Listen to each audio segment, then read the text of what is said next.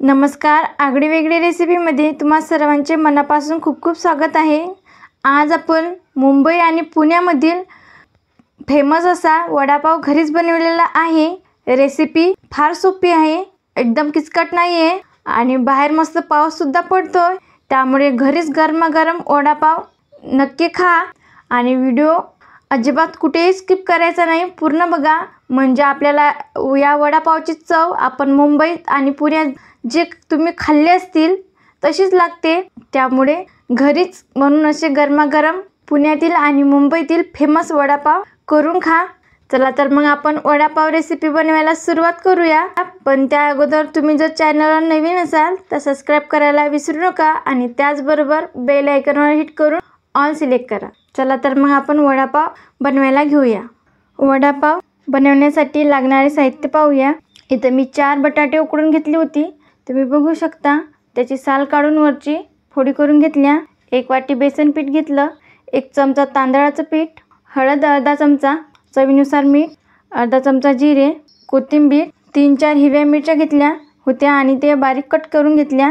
5 ते 6 लसूण पाकळ्या बारीक कट करून घेतल्या आणि इथं कढीपत्त्याची पाने आहेत। आता आपल्याला सर्वप्रथम हिरव्या मिरच्या, लसूण आणि कोथिंबीर हे मिक्सरमधून आपल्याला फिरवून घ्यायचं आहे।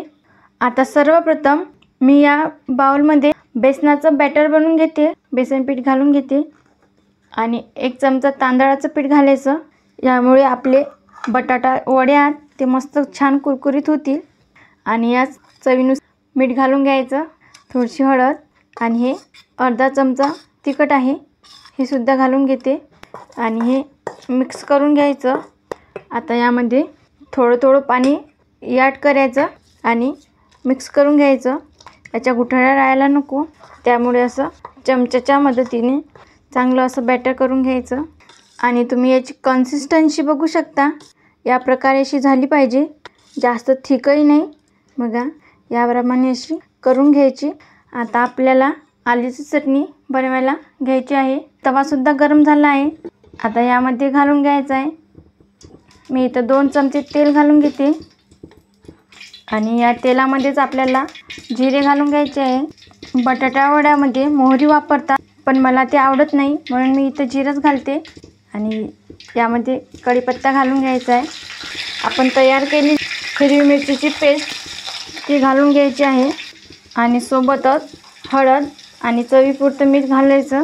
चांगलं हे मिश्रण मिक्स करून घ्यायचं, असं 1-8 मिनिटभर परतून घ्यायचं। आणि आता आपल्याला याच्या उकडलेले जे बटाटे होते त्याच्या फोडी करून घेतल्या, ते घालून घ्यायचे आहे आणि आता हे खालीवर करून हलवून घ्यायचं आहे। याला बटाट्याची चटणीसुद्धा म्हणू शकता। तुम्हाला बटाट्या वड्यामध्ये मोहरी घालायची असेल तर तुम्ही घालू शकता, मोहरी असतेच, पण मला आवडत नाही म्हणून मी घातली नाही। आणि 2 ते 3 मिनिटं मस्तपैकी अशी चटणी परतून घ्यायची आहे। बघा इथं 2 ते 3 मिनिटं झाले आहे आणि आपली चटणी बनवून तयार आहे। आता आपण काढून घेऊया। आता गॅस करायचा बंद आणि चटणी काढून घ्यायची आणि पूर्णपणे गार करून घ्यायची आहे। बघा इथं चटणी गार झाली आहे। आता आपण याचे वडे बनवायला घेऊया। या पद्धतीने असा गोळा करून घ्यायचा आहे आणि बटाटा हा पूर्णपणे मॅश नका करू, म्हणजे त्याचे वडे चांगले बनतील नाही। त्याच्या अशा फोडी दिसल्या पाहिजेत, म्हणजे बटाटा वडे छान होतील। तुम्हाला हवा असेल तर या आकारात सुद्धा बनवू शकता, नाहीतर मग थोडं त्याला चपटं करून घ्यायचं। वडे असे थोडे प्रमाणात चपटे असतात। आता याचप्रमाणे बटाटा वडे आपल्याला बनवून घ्यायचे आहे। बघा इथं आपले 6 बटाटे वडे झाले आहे। आता आपल्याला हे तळायला घ्यायचे आहे, त्यामुळे मी गॅसवर तेल गरम करण्यासाठी ठेवलं आहे। मी गॅसवरती तेल गरम करण्यासाठी ठेवलं होतं। आता आपण चेक करून बघूया। इथं मी थोडं बेसनचं बॅटर टाकून बघते। बघा असं वरती आलं की समजून जायचं तेल तापलं। आता यामध्ये मी वडा घालून घेते। हे बघा यामध्ये असा अलगद वडा घालायचा आणि असं थोडं असं वरून बेसन सोडायचं, यामध्ये मस्त असा बुडवून घ्यायचा वडा असा यामध्ये सोडून घ्यायचा आहे। आता याचप्रमाणे असा दुसरा वडासुद्धा आपल्याला सोडून घ्यायचा आहे आणि हे बघा हा तिसरा वडा देखील यामध्ये सोडून घ्यायचा आहे आणि पलटी करायची अजिबात घाई करायची नाही। बघा मस्त असे। आणि आता आपले वडे बनवून तयार आहे। आता आपण काढून घेऊया। तुम्ही बघू शकता मस्त असे टम्म फुगलेले आहे। आता आपण हे काढून घेऊया। आता याचप्रमाणे आपण बाकीचे सर्व वडे तळून घेऊया। सगळे बटाटा वडे तळून झाले। हे जे बेसनाचं बॅटर आहे ते आपल्याला असं पातळ सोडायचं आहे। त्याचा असा चुरा करून घ्यायचा आहे त्याचा। हे बघा, आता आपण हे काढून घेऊया आणि याच प्रकारे सगळा बेसनाचा चुरा तळून घेऊया। आता आपण याच तेलामध्ये या मिरच्या तळून घेऊया हिरव्या। ह्या मी मध्यभागी कट केल्या आहे म्हणजे त्या तेलात फुटतील नाही। आता याच मिक्सरच्या भांड्यात आपल्याला हा चुरा बारीक करून घ्यायचा आहे। तर मी हा चुरा घालून घेते। आता हा चुरा मी यामध्ये घालून घेतला। इथं 5-6 लसूण पाकळ्या होत्या, त्या अशा बारीक कट केल्या। 1 चमचा लाल तिखट, चवीपुरतं मीठ यामध्ये घालून घ्यायचं आणि हळद अर्धा चमचा।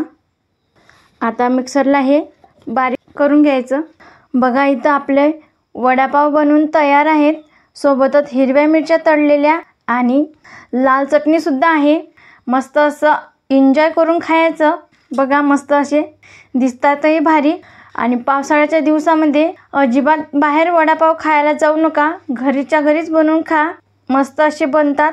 तसेच आपण मुंबई आणि पुण्यामधील प्रसिद्ध वडापाव बनवलेला आहे घरच्या घरी। तुम्ही सुद्धा नक्की बनवून बघा, तुम्हालाही आवडेल। तर मग येताना मुंबई आणि पुण्याचा प्रसिद्ध वडापाव खायला। तर मग तुम्हाला आजची रेसिपी कशी वाटली हे कमेंटमध्ये नक्की कळवा। त्याचबरोबर तुम्हाला हा व्हिडिओ आवडला असेल तर लाईक करा, जास्तीत जास्त तुमच्या फ्रेंड फॅमिलीसोबत शेअर करा।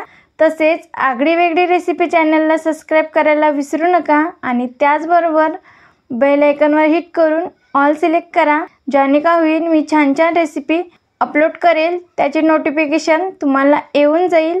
आज वेळात वेळ काढून तुम्ही ही रेसिपी बघितल्याबद्दल तुम्हा सर्वांचे मनापासून खूप खूप धन्यवाद। अशी छान छान रेसिपी बनवून खात जा। भेटूया पुढील व्हिडिओमध्ये।